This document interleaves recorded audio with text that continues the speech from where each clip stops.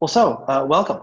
So the thing I want to talk about is you are and have been involved with Streetwise for a while, and sort of I don't know, maybe even to get a little political, in a time when people are thinking about what their contribution to the world and society is. You've made an interesting impact, and I would say I know very little about the homelessness facts and kind of what's going on behind the scenes, and don't know much about Streetwise. So wanted to get your take on, maybe what is Streetwise, how'd you get involved, and then what that maybe are myths that we should know about relative to the cause of supports. Oh yeah, wonderful. So depending on how you look at the data, there's somewhere around 10,000 homeless in and around Chicagoland. More if you include those in jeopardy of becoming homeless.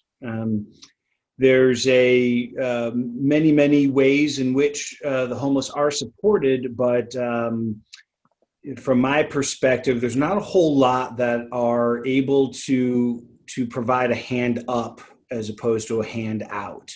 And so that's what Streetwise is about. That's what got me interested. That's what got me, in today's, divided political climate, this should speak to both sides of the aisle loudly. And that is every Streetwise vendor purchases the magazine from Streetwise.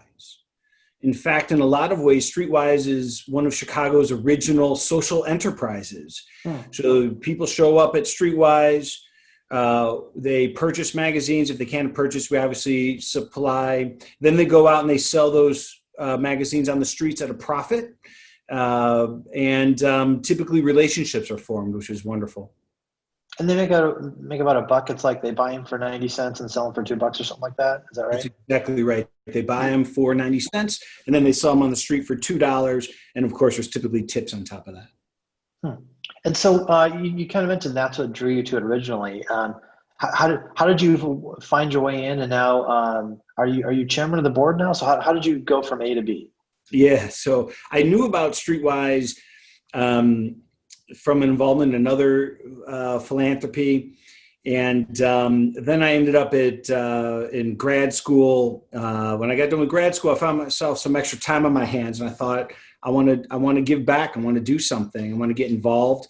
Found out they were bringing people onto the board, came onto the board, found out that they needed a new website as quickly as possible. My company builds websites. So we spun up a website. I was quickly identified as someone who, is pretty going to be active on the board. They asked to join the executive board. This was maybe 2 years ago. And then I eventually took over as chairman of the board. So this is my second year as chairman of the board of Streetwise. Cool. So this seems like one of those topics I find myself talking about at a cocktail party over the dinner table at Thanksgiving. What do you know about homelessness that are maybe myths that could or should be dispelled that you find you run into a lot? No one wants to be homeless. Many are homeless, and the stories as to why they became homeless are shocking and surprising. Many are not very different from you and me. Lots of twists and turns,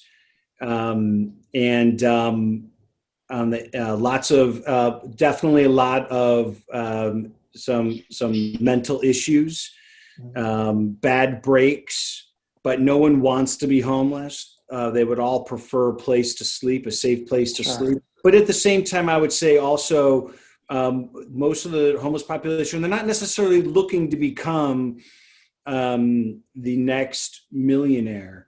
They're not looking necessarily for the American dream, as it were. They want to be safe. They want to be happy. But they also, many are happy to be on their own and independent. What you got me interested. What's a story of someone like you or me who had a bad break or something that you know about that you could tell? Yep. So many of the vendors have a sort of a similar story in that they were essentially living paycheck to paycheck for a period of time. And then there's some unique circumstances without savings behind it, put them in a very bad position. We've seen this in the movie several times, but it's the real life for a lot of Chicago's homeless. End up at a shelter for a little while, and then it's time to fight scratching their way out of the shelter. But there's some have families that that are trying to support them for a while. Suddenly the families can't support them. And so it's Streetwise's job to find them in those moments and provide them a means to get off the streets and perhaps onto more. Now, what about the mental illness aspect? So, is it a percentage of the population, or what about that? Should people know about? Yeah, there's degrees. It's all a matter of degrees, and what percentage is certainly difficult. We bring in a lot of social workers. A lot of social workers work with a lot of our vendors, and it's hard to know. And there's more than just mental illness. There's depression. There's anxiety. There's just a lot of issues, and all of which can and should be dealt with.